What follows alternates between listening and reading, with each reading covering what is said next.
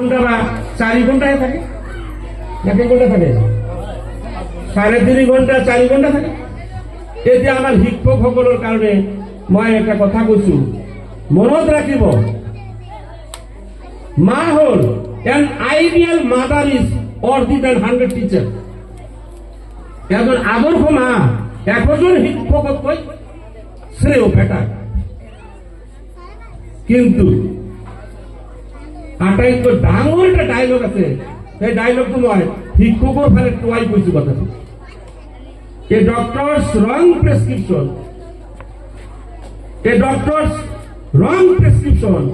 kills a patient। এজন ডক্টৰৰ ভুল প্ৰেছক্ৰিপশ্যনে এজন পেচেণ্টক মাৰিব পাৰে, সৰ্বনা কৰিব পাৰে। কিন্তু বাট a teacher one mistake, ভালকৈ শুনি ল'ব, a teacher one mistake kills a generation। এজন শিক্ষকৰ এটা ভুলৰ কাৰণে এটা প্ৰজন্ম খতম হৈ যাব পাৰে। গতিকে teachers should be tight how we can orient the result of the student। ছাত্র ছাত্রীর রেজাল্ট ফলাফল আমি কেনেকৈ ভাল কৰিব লাগে, তাৰ কাৰণে পাগলপৰ হ'ব লাগে, শিক্ষক এই পাব লাগিব। শিক্ষক, there are 3 types of teachers in our society। There are 3 types of teachers। One is money oriented teachers। Listen to me, attention me। এই বাচ্চা সকলক আপোনালোকে গাইড কৰে যিহেতু, তো কাক কম হয়, বাচ্চাক ক'লে তো বাচ্চা বুজি নাপাব এতিয়া, আৰু বাচ্চাক মই চাইলেণ্ট কৰিব নোৱাৰো। তেওঁলোকৰ সৃজনশীল শক্তি কথা কৈয়ে থাকিব, আৰু তাৰ ওপৰত কোনো ধৰণৰ প্ৰভাৱ দিয়াৰ অধিকাৰ আমাৰ নাই। তাক খেল ধেমালি কৰি দিবলৈ দিব লাগিব, কিন্তু তাৰ সৃজনশীল শক্তি বিকাশ আমি কেনেকৈ ঘটাম, তাৰ কাৰণে টিচাৰ কেনেকৈ হ'ব লাগে, অভিভাৱক অভিভাৱকে কেনেকৈ হ'ব লাগে, আমি কেনেকুৱা হ'ব লাগে, সেইয়াৰ ওপৰত মই দুই এষাৰ কথা কৈ আছো। গতিকে there are 3 types of teachers। First one, money oriented teachers। Second one, syllabus oriented teacher। Third one, result oriented teacher। Because I myself established a private school in 2007। 2007 পৰা মই এখন প্ৰতিষ্ঠা স্কুল কৰিছো, জাতীয় বিদ্যালয়। অথচ মই কলেজত যেতিয়া বিএল কলেজৰ অধ্যাপক আছিলো, এতিয়া ৰিটায়াৰ্ড কৰিছো, 3 বছৰ হৈছে, কিন্তু মই মোৰ পাৰপাছ ছাৰ কৰি আছো। হয়তো এটা আপোনালোকৰে গৌৰৱ নহয়, মানিক ছাৰৰ যথেষ্ট গৌৰৱ আছে ইয়াত, কাৰণ মোৰ ল'ৰাও ডক্টৰ হয়, ছোৱালীও ডক্টৰ, ল'ৰাৰ ৱাইফ ডক্টৰ, ছোৱালীৰ হাজবেণ্ড ডক্টৰ। তাৰমানে মোৰ ফেমিলিত 4জন ডক্টৰ। কেনেকৈ ডক্টৰ হৈছে? মই যদি কৃষকৰ সন্তান, মই একেবাৰে ব্ৰহ্মপুত্ৰ নৈৰ মাজত মোৰ ঘৰ আছিল, চাইতানবাৰী বুলি কয়, কাইলেশ্বৰ, বাংলাদেশ বৰ্ডাৰৰ পৰা মোটামুটি ইফালে 6 কিলোমিটাৰমান হ'ব। 4বাৰ নদীয়ে ঘৰ ভাঙিছে। তাৰ পিছতো গোটেই লাইফ মই ষ্ট্ৰাগল কৰিছো, হাৰ্ড লেবাৰ কৰিছো, কঠোৰ পৰিশ্ৰম কৰিছো, পইচা নোহোৱাকৈ শিক্ষা লৈছো।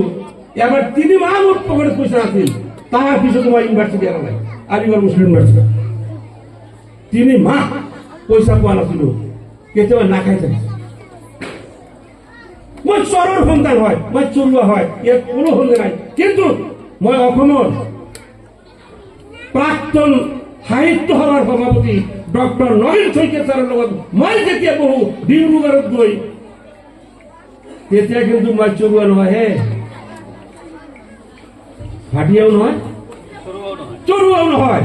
মই তেতিয়া বিদগ্ধ পণ্ডিত, নগেন শইকীয়া জানে, স্কলাৰ। আৰে মই চোৰৰ বালিৰ চোৰত জন্ম লৈ মই যদি নগেন শইকীয়া ছাৰৰ লগত বহিব পাৰো, গুৱাহাটী ইউনিভাৰ্চিটিৰ vice chancellor doctor Debaprasad Barua ছাৰৰ লগত মই 2 ঘণ্টা টক কৰিব পাৰো, সেই চোৰৰ সন্তান হৈ, চোৰুৱা হৈ আজি যদি মই ইমানখিনি আগবাঢ়িব পাৰো, তো মোক কিহে আগবঢ়াই গৈছে? ফাইনেন্সে নহয়, টকা পইচা নহয়। সেইকাৰণে কৈছে money is lost, nothing is lost, health is lost, something is lost, character is lost, everything is lost. এজন শিক্ষকৰ ব্যক্তিত্ব, পাৰ্চনেলিটি এনেকুৱা হ'ব লাগে যাতে তাৰ ব্যক্তিত্বই, তাৰ আদৰ্শ, তাৰ চৰিত্ৰই গোটেই সোসাইটিত প্রভাব পেলাব পারে। গতি শিক্ষক থার্ড ক্যাটাগরির শিক্ষক হব লাগিব, কারণ কি ফার্স্ট ক্যাটাগরি নহয়, মানি ওরিয়েন্টেড নহয়, টাকা পয়সা ধান্দা করলে নহব। নাম্বার 2, কোনো মতে সিলেবাস কমপ্লিট করলে নহব। কয় কি কয় প্রিন্সিপালে বুঝেছে তোমার সিলেবাস শেষ হচ্ছে, কয় মোর সিলেবাস কমপ্লিট। মোর স্কুলের কথাই কৈছো, বাস্তব উদাহরণ দিছো। লেকচার তো বেশি দিয়া না দিয়েছে, ঘন্টার কিছু ঘন্টা গলেও মোর কথা শেষ নহব। মই বেশি কথা নকওঁ, কারণ আগতে বাইন্ডেড যেটা পাইছো মই 10 মিনিট, গতিকে মই স্টপ করে দিই, নো চিন্তা। তো কয় সিলেবাস শেষ, তো মই ঘুমাই গৈছো ক্লাস 8 ঘুমাই পেলাই ছাত্রের মনোসর, কারণ একেবারে অন্তর ঘুমো আছে, থিওরি পড়ো নাই, সংহতির চ্যাপ্টার পড়ো নাই, অমুক ছাড়ে আশ্রিত হইল।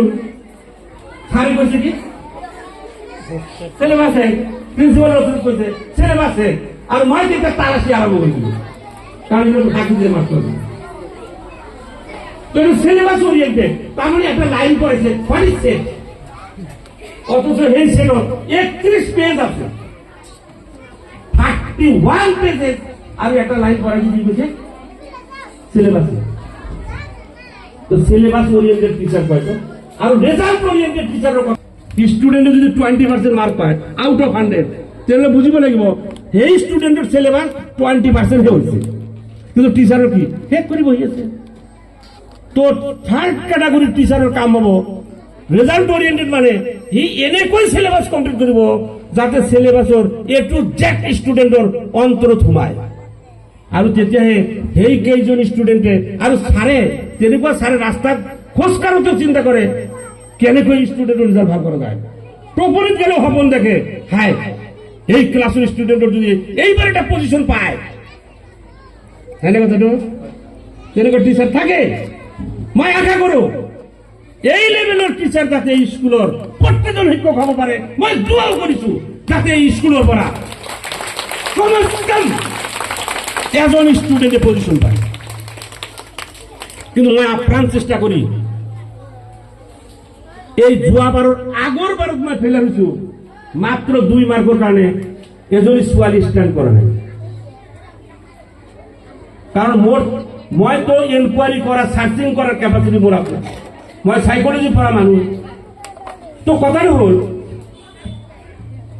এতে শিক্ষক আর প্যারেন্টস আৰু বয়োজ্যেষ্ঠ যিসকল আমাৰ সিনিয়ৰ ছাত্ৰছাত্ৰী আছে, এই কণ কণ ল'ৰা ছোৱালীৰ সুপ্ত সৃজনশীল শক্তিৰ বিকাশৰ দায়িত্ব তেওঁলোকৰ প্ৰতিজনেৰ আছে। গতিকে মই আশা কৰিম আজিৰ এই শিশু দিৱসৰ এই সন্ধিখনত প্ৰত্যেকজন শিক্ষক শিক্ষয়িত্ৰী, কৰ্মচাৰী বৃন্দ, অভিভাবক অভিভাবিকা আৰু আমাৰ সিনিয়ৰ জ্যেষ্ঠ ছাত্ৰ ছাত্ৰী যিসকলে স্কুলত আছে সকলোৱে মিলি ঐক্যবদ্ধভাৱে আমি প্ৰচেষ্টা অব্যাহত ৰাখিব লাগে যাতে এই সোসাইটিখন উজ্জ্বল কৰে তুলিব পাৰে, এই অঞ্চলৰ উজ্জ্বল কৰে তুলিব পাৰে, গোটেই অসমত উজ্জ্বল কৰে তুলিব পাৰে। সেই আশা লৈ সকলোৱে আগবাঢ়ক। মোৰ দোয়া আছে। আৰ লাস্ট একটা কথা কৈছো, জীবনে সময়ৰ সৎ ব্যবহাৰ কৰিবলৈ শিকায়। যিটো জীবনে সময়ৰ সৎ ব্যবহাৰ কৰিবলৈ শিকায় সেই জীবন, সেই লাইফ, সেই স্টুডেন্ট, সেই মানুষ। আর সময়ে যায়, সময়ে জীবনক সঠিক ইফালে জীবনে সময় সঠিক ব্যবহার কৰিবলৈ শিকায়, আৰ সময়ে জীবনক দায়িত্বহীন কৰিবলৈ শিকায়। গতিকে প্ৰত্যেকজন ছাত্ৰ ছাত্ৰীৰ জীবন এজন জীৱন আৰু সময় আটাইতকৈ শ্ৰেষ্ঠ শিক্ষক। আৰু এটা লাষ্ট কথা কৈ দিছো, বহুত কথা থাকিলে উপায় নাই, আজান দিওঁ বুলি কৈছে আৰু ময়ো কথা নকওঁ। আৰু এটা লাষ্ট কথা হ'ল, এই যে আমালোকৰ ইগনোরেন্স, নিজের আত্মবিশ্বাস ইমান শক্তিশালী করা যে তোমার ভাগ্য লিখার আগতে আল্লাহ শুনে, হে বান্দা তুমি কোয়া তোমার মূল তার লক্ষ্য টার্গেট করে নয়, আর সেই মতো যদি ফোকাস করে আর কঠোর পরিশ্রম করে, প্রচেষ্টা অব্যাহত রাখে, আর সেই ক্ষেত্রে শিক্ষক শিক্ষয়িত্রী অভিভাবক অভিভাবক যদি তেওঁলোকক সহযোগ কৰে, নিশ্চিতভাৱে ষ্টুডেণ্ট ছাকচেছ হ'ব, ইয়াৰ কোনো সন্দেহ নাই। গতিকে মই অৱশেষত এই কণ কণ ল'ৰা ছোৱালী শিশু তাৰ ভৱিষ্যত জীৱন উজ্জ্বল হওক, তেওঁলোকে সুস্থ থাকক, সকলোৱে সুস্থ থাকক, সকলোৰে দীৰ্ঘায়ু কামনা কৰিছোঁ। আৰু যাতে ভৱিষ্যতে নিজৰ জীৱনক উজ্জ্বল কৰি তুলিব পাৰে, প্ৰতিষ্ঠিত কৰিব পাৰে, সমাজক সহায় কৰিব পাৰে, পৰিয়ালক সহায় কৰিব পাৰে, জাতি দেহক সহায় কৰিব পাৰে, ৰাষ্ট্ৰক সহায় কৰিব পাৰে আৰু পৃথিৱীকো সহায় কৰিব পাৰে। সেই কামনা কৰি অৱশেষত এটা ডাইলগ কম, যিটো ডাইলগ বহুত important. One child, one teacher, one book and one pen can change the world.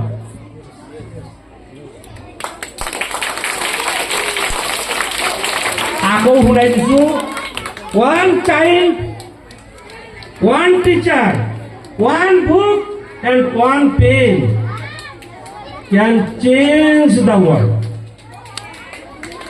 Not only your family. মোৰ দেউতা কৃষক আছিল, মই এতিয়া কৃষক নাই, মোক তুচ্ছ তাচ্ছিল্য কৰিব নোৱাৰে, কোনোবাই শিৱসাগৰৰ পৰা খেলিব নোৱাৰে।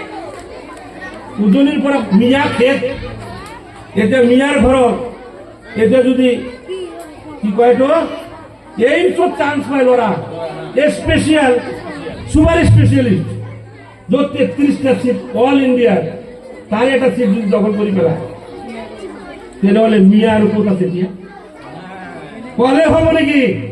থিয় হোক, চ্যালেঞ্জ চলা হোক, প্রত্যেকটা পরিয়ালের পড়া বিরক্ত পণ্ডিত এজনী কোনো নিয়ে লাগে, যাতে পণ্ডিত জওহরলাল নেহরু নিচিনা তোমারও বার্থডে পালন হয়। আর আজি সৰু সৰু ল'ৰা ছোৱালী নিজৰ বাৰ্থডে নিজে পালন কৰি, ইয়ে দুৰ্ভাগ্য।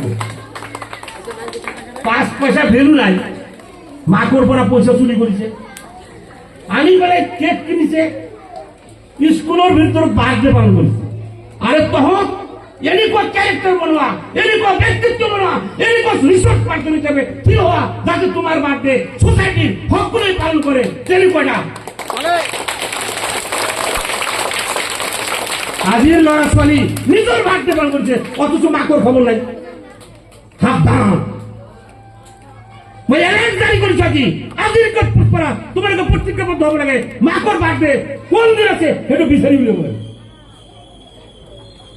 100 টাকার এটা পুরান গামছা কিনি বা এটা মালা কিনি গই বলে মা মই আহিছো, মই জানো আজি তোমার বার্থডে আছে, মই এইখিনি গামছা দি এই মালারে তোমার সম্বর্ধনা জানাইছো, হাবুড়ি ধরি নয়, মাকর পরে আশীর্বাদ বিচারা নিশ্চিতভাবে বাকি আমি আশীর্বাদ করবো, তুই পৃথিবী ভেদ করি ওলাই যাবো।